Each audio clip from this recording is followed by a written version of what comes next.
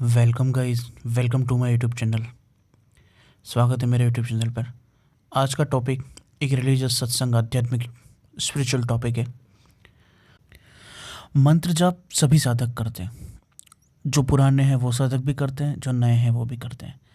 जो सीधे योग और मेडिटेशन का यूज़ कर रहे हैं वो शायद चैंटिंग के ऊपर उतना ध्यान नहीं देते हैं, लेकिन जो आरंभ से विभिन्न प्रकार के ध्यान के प्रयोगों का अभ्यास कर रहे होते हैं वो मंत्र जाप के तकनीक से भी संपर्क में जरूर आते हैं।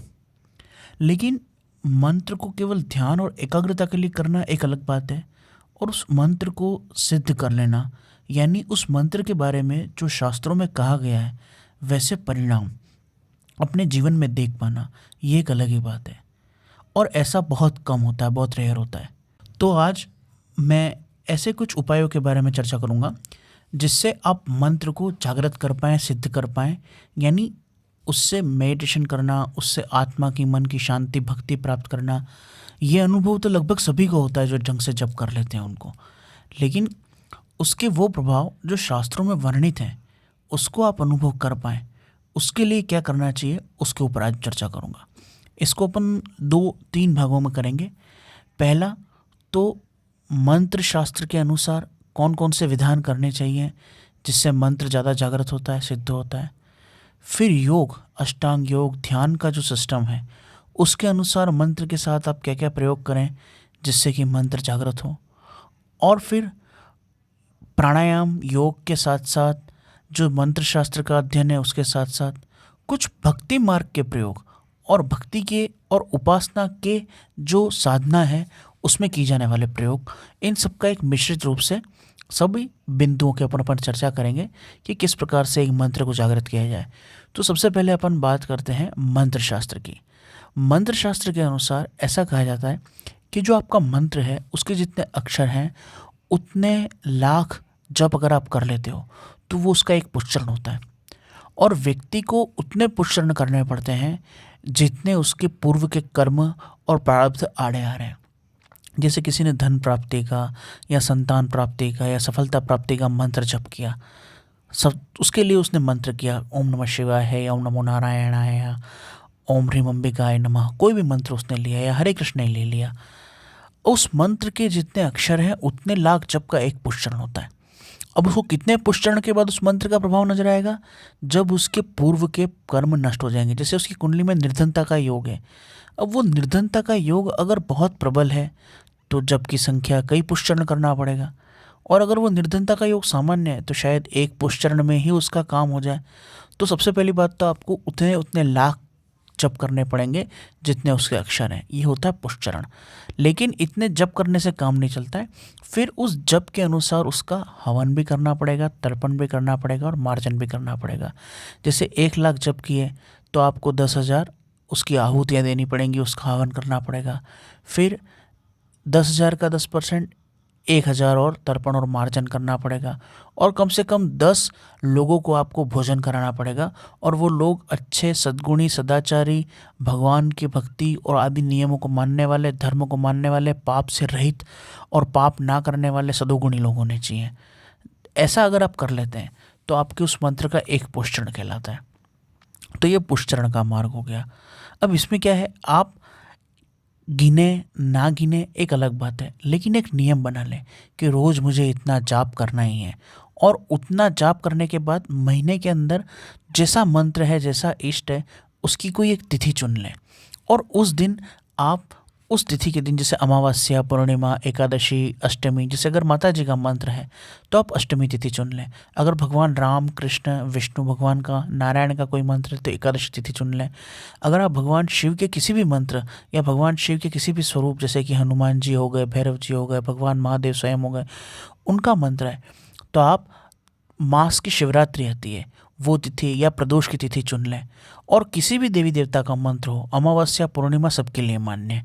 कुछ समझ में ना आए तो अमावस्या और पूर्णिमा, महीने में इन 2 दिन आप उस मंत्र के नाम से आहुति दें।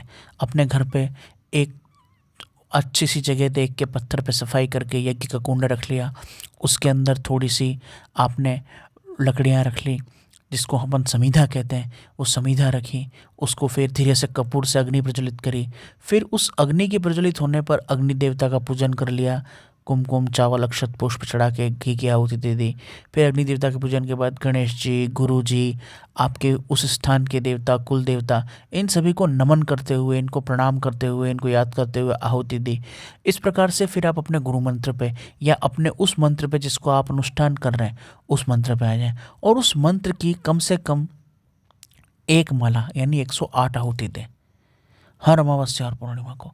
और रोज उस मंत्र की कम से कम 10 माला करें, मिनिमम 10 माला। तो धीरे धीरे कुछ सालों में आपका वो मंत्र असर दिखाने लगेगा, क्योंकि आप गिन तो रहे नहीं हैं लेकिन निरंतर जप कर रहे हैं और हर तिथि पे आप उसका हवन कर रहे हैं, तो वो मंत्र एक्टिव होने लगेगा। और जब आप ऐसे करके आहुति देंगे, हवन करेंगे, तो मंत्र की शक्ति बढ़ेगी। और इन विशेष तिथियों पे मंत्र का विशेष जाप करें। जैसे कि बुधवार और अष्टमी का दिन हो तो मंत्र का एक्स्ट्रा जाप और हवन कर लें। पूर्णिमा और अमावस्या हो, मंत्र का एक्स्ट्रा जाप और हवन कर लें। होली, दिवाली, दशहरा, जन्माष्टमी, शिवरात्रि, इन विशेष तिथियों पे अधिक जप करें और हवनात्मक जप करें। और इसके अलावा सोमवती अमावस्या हो गई, मंगलवारी चतुर्थी हो गई, ये जो जो तिथियां हैं, इन सब तिथियों पे रविवारी सप्तमी भी आती है इसके अंदर। इन सभी तिथियों का जिन पे मैंने नाम लिया, उस दिन अधिक मात्रा में जप करना, जप करके आहुति देना, उस दिन मौन रखना, सत्संग करना, हो सके तो संसार व्यवहार से उस दिन फ्री हो जाना, फालतू पछड़ों में नहीं पड़ना, मौन एकांत में सत्संग करते हुए, जप करते हुए आहुति देना, पूरी तरह पूरा समय आध्यात्ममय बिताएं। अगर आप कुछ साल तक ये नियम से चलेंगे तो आपके मंत्र का प्रभाव आपको नजर आने लगेगा, आपका मंत्र जागृत होने लगेगा। तो ये मंत्र शास्त्र के नियम हैं जो मैंने आपको बताए। ये सब मंत्र शास्त्र के नियम हैं कि आपको इनको करने से आपका मंत्र जागृत होता है, वो एनर्जाइज होता है, उसका प्रभाव नजर आने लगता है। अब हम कुछ बात कर लेते हैं योग शास्त्र के अनुसार। योग शास्त्र का ऐसा मानना है कि आप जितनी एकाग्रता से जप करेंगे उतना मंत्र जागृत होगा। अब एकाग्रता से जप करने के लिए आपको क्या करना होगा, केवल मंत्र की ध्वनि और शब्दों के साथ एकाकार हो जाइए। ज़्यादा पछड़े मत पड़िए, क्या माला, क्या आसन, क्या सिस्टम, क्या पूजा, इससे कोई मतलब नहीं है। पर इन सभी प्रयोगों के अंदर निष्कामता बहुत जरूरी है। अगर आप अपने मंत्र को, अपने इष्ट को प्रसन्न रखना चाहते हैं तो ये सारे प्रयोग तभी करें जब आप निष्काम हो और आपका उद्देश्य केवल भक्ति करना हो और भगवान की प्रसन्नता हो। अगर आपका उद्देश्य धन, नौकरी, संतान, परिवार आदि सब है तो उसके लिए विधि विधान आदि सब कुछ अलग व्यवस्था है। ये जो मैं तरीके बता रहा हूँ, ये मंत्र को और इष्ट को अपने अनुकूल करने के, जागृत करने के तरीके बता रहा हूँ। ये कोई सामान्य विधान नहीं है कि यार चलो अपन ही करके देखते हैं, नहीं। आपके जीवन का उद्देश्य अगर ईश्वर है, अगर आपके जीवन का उद्देश्य भक्ति है, अगर आपके जीवन का उद्देश्य जीते जी भगवत तत्व का अनुभव करने का है, तभी आप इन सब प्रयोगों को करें। वरना मंत्र के साथ की गई छेड़खानियाँ और ये बहुत पीड़ादायक अनुभव हो जाता है फिर आगे जाके। इसलिए इस बारे में सावधान रहें कि ये केवल एक प्रयोग के लिए प्रयोग नहीं है, ये वास्तव में आपके जीवन के अंदर आपका डेडिकेशन हो तब इन चीज़ों को करें। तो योग मार्ग के अनुसार एकाग्रता का महत्व है। तो सबसे पहले तो आप प्राणायाम करें, अनुलोम विलोम कर सकते हैं, कपालभाति कर सकते हैं, या केवल गहरी सांस लें और धीरे धीरे छोड़ें। ऐसा 15-20 बार करें। प्राणायाम करने के बाद आप आचमन करके थोड़ा सा जल छिटक के और फिर माला करें। अब इस जप के अंदर आपको केवल मंत्र की ध्वनि पे एकाग्र होना है और कुछ भी नहीं सोचना है। आपका दिमाग जहाँ जहाँ भी जाए वहाँ से घुमा के ला के वापस मंत्र की ध्वनि पे लगाओ। जितना जितना उस ध्वनि में आप डूबते जाओगे, समाधिस्थ होते जाओगे, आपके मंत्र का रिपीटेशन बढ़ता जाएगा, उतना मंत्र जागृत हो जाएगा। अब यहाँ पे मंत्र शास्त्र और योग शास्त्र मिश्रित होते हैं इस जगह पे आके। मंत्र को जप करने के 3 प्रकार होते हैं, ह्रस्व, दीर्घ, प्लुत आदि। अगर आप तीव्र गति से जपेंगे जैसे राम राम राम राम राम राम राम, तो ये आपका ह्रस्व जप है। फिर आप अगर उसको राम राम राम इस तरह जपेंगे तो दीर्घ है। और अगर आप उसको बहुत लंबा जपेंगे राम, तो इसको प्लुत जप कहते हैं। तो आप पहले तीव्र गति से जपें, फिर दीर्घ गति से जपें और फिर बहुत लंबे नाद के रूप में जपें। अपने समय को, जप के समय को 5 भागों में, 3 भागों में बाँट लें। पहला 10 मिनट या 12-15 मिनट पहले तीव्र जप, फिर 15 मिनट मध्यम गति से और अंतिम 15 मिनट लंबे नाद के रूप में जप। जब आप इसे नाद के रूप में जप करेंगे तो आप ध्वनि में लीन हो जाएंगे।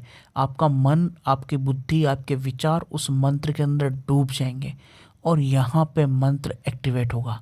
ये योग मार्ग के अनुसार बता रहा हूँ मैं इसको। यहाँ पे योग मार्ग और भगवान के उपासना मार्ग, जो जप मार्ग है, मंत्र विद्या है, मंत्र शास्त्र है, उन दोनों का सम्मिलन हो रहा है। तो इस प्रकार से जब आप जप करेंगे और उस मंत्र में एकाकार होते जाएंगे, तब वो मंत्र एक्टिवेट होगा। जितनी समाधि गहरी होगी, जितना शब्द में ध्यान गहरा होगा, उतना उतना आपका मंत्र जागृत होता जाएगा और फिर उस मंत्र के प्रभाव आपको नजर आने लग जाएंगे। ये हो गया योग मार्ग के अनुसार। इसके अंदर और भी विधि विधान हैं, और भी यौगिक युक्तियाँ हैं, और भी अभ्यास हैं, जैसे कि आप गहरी सांस लेके और भीतर रोक दें और फिर मन में मंत्र को जपें। जितनी देर तक सांस रोक के अंदर मंत्र को आप जपेंगे, उतना ही मंत्र जागृत होगा, उतना ही मंत्र एकाकार होगा, उतना ही मंत्र एक्टिव होगा। अब अगला जो है वो भक्ति मार्ग और उपासना मार्ग के अनुसार मंत्र को जागृत करने के, एक्टिवेट करने के कुछ प्रयोगों के बारे में बात करते हैं। अगर आप भक्ति मार्ग के रसिक हैं तो सबसे पहले तो भगवान की कोई प्रतिमा या उनका चित्र अपने सामने रखें। यहाँ पे पूजा विधि विधान उनका उतना महत्व नहीं है जितना आपकी भावना का। अब भगवान के उस श्री विग्रह को बहुत प्यार से निहारें, जैसे एक छोटा पुत्र अपने पिता को निहारता है, या एक बहुत प्रेमी व्यक्ति अपनी प्रेमिका को या प्रियतम को निहारता है। उस तरह से ईश्वर के विग्रह को काम रहित, क्रोध रहित, इच्छा रहित होकर उसे देखें। अपने भीतर श्रद्धा और भावना को फील करें। अगर आपके भाव नहीं आ रहे हैं तो उन्हें कृत्रिम रूप से बनाने का प्रयास करें, फील करें, और फिर उसी भाव से उस जप को करना शुरू करें। और यहाँ पे आपका जो जप है वो नाम पुकार के रूप में होगा। जैसे आप नाम लेके भगवान को पुकार रहे हैं, उन्हें आवाज़ लगा रहे हैं, राम राम राम, इस प्रकार से। यानी आपकी मंत्र के साथ हृदय की भावना प्रेषित होगी और बड़े प्यार से जप होगा भगवान की मूर्ति या चित्र को देखते हुए। थोड़ी देर बाद आपको उस श्री विग्रह को, भगवान के उस चित्र को अपने हृदय में बसा के आंखें बंद कर लेनी है। अब आपकी आंखों के सामने भगवान का वो विग्रह रहेगा और आप मंत्र जपते रहेंगे। और हर मंत्र के साथ आपको भगवान को पुष्प, फल या जो भी आपकी प्रिय वस्तु है वो उनके चरणों में अर्पण करनी है कि मैं भगवान को ये चीज़ अर्पित कर रहा हूँ, और साथ में नाम लेते रहना है। घंटों इसी भाव समाधि का अभ्यास करना है। धीरे धीरे क्या होगा, मान लो आप शांत भाव का अभ्यास कर रहे हैं तो आप बिल्कुल शांत होते जाएंगे। मान लो आप प्रेम भाव का अभ्यास कर रहे हैं तो आपको प्रेमा अश्रु आने लगेंगे, आपकी आंखों से आंसू बहने लगेंगे, आपको भगवान की याद सताने लगेगी। ये जैसे जैसे गहराई भाव समाधि की बढ़ेगी, वैसे वैसे आपका मंत्र एक्टिवेट होगा। मंत्र की पावर आपको फिर धीरे धीरे नजर आने लगेगी।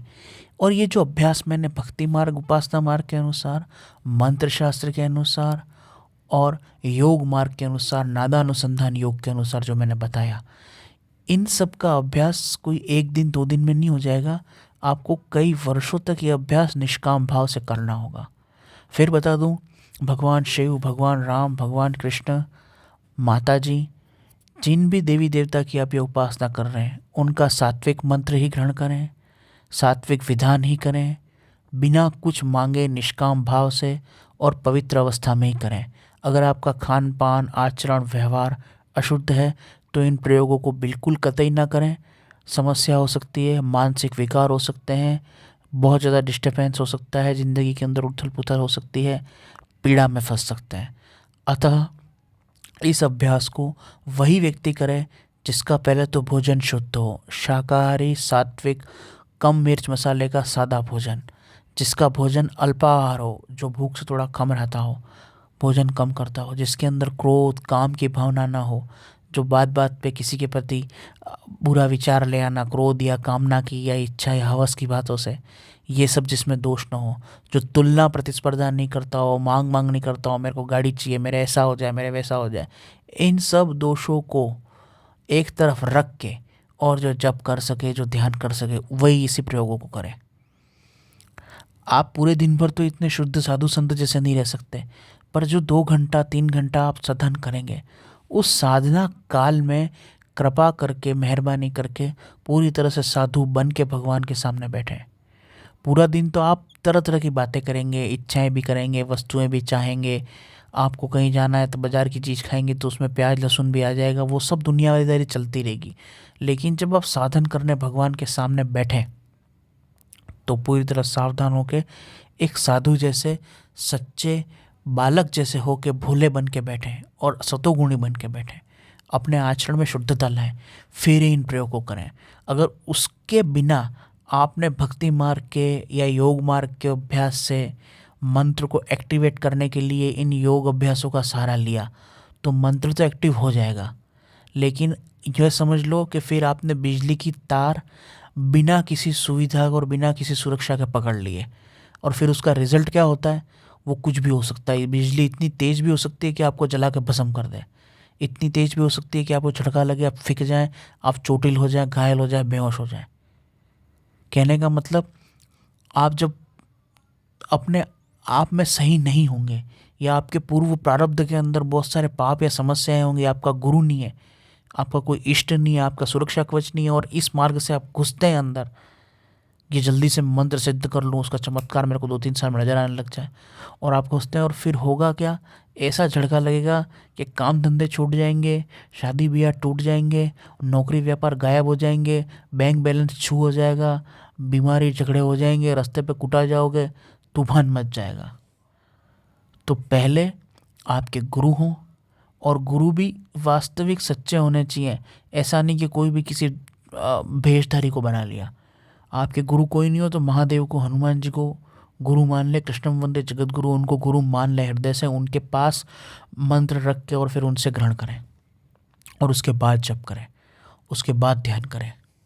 आपके गुरु होने चाहिए, और वो गुरु योग्य होने चाहिए, और उसके बाद आपके इष्ट होने चाहिए, और उस इष्ट की भक्ति साधना आपने की हुई होनी चाहिए।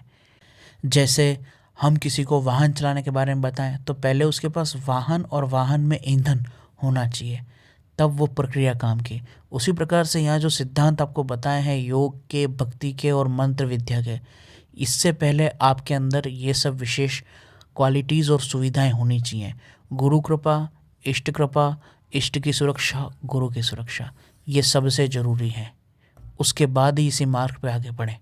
और अगर आपकी गुरु कृपा, इष्ट कृपा, गुरु और इष्ट की सुरक्षा नहीं है तो सबसे पहले तो 1-2 साल के लिए अपने किसी सिद्ध संत को, जो तुम्हें समझ में आते हैं उनको, अथवा महादेव जी को, हनुमान जी को, कृष्ण को, राम जी को, किसी को भी हृदय में गुरु भाव से स्वीकार करके उनके सामने मंत्र रखें, और फिर उसका जाप करें और कहें कि प्रभु मैं इसका जाप करना चाहता हूँ, आप कृपा करके मुझे सद्गुरु की तरह कृपा करें और इसमें मुझे सफलता दिलवाएं, मेरी रक्षा करें। फिर उस मंत्र को ग्रहण करें और फिर जप करना शुरू करें। और आपके इष्ट होने चाहिए, उनकी आपकी नियमित भक्ति साधना होनी चाहिए, पाठ पूजा, उनके मंदिर जाना, सेवा करना, ये चीज़ें होनी चाहिए लाइफ में। जब आपके इष्ट की और गुरु की साधना कुछ साल तक परिपक्व हो जाए और आप स्वयं शास्त्र के अभ्यास करने वाले, जप ध्यान का अभ्यास करने वाले, पूजन पाठ की प्रक्रियाओं को समझने वाले हो जाएं, फिर इस प्रक्रिया में प्रवेश करें।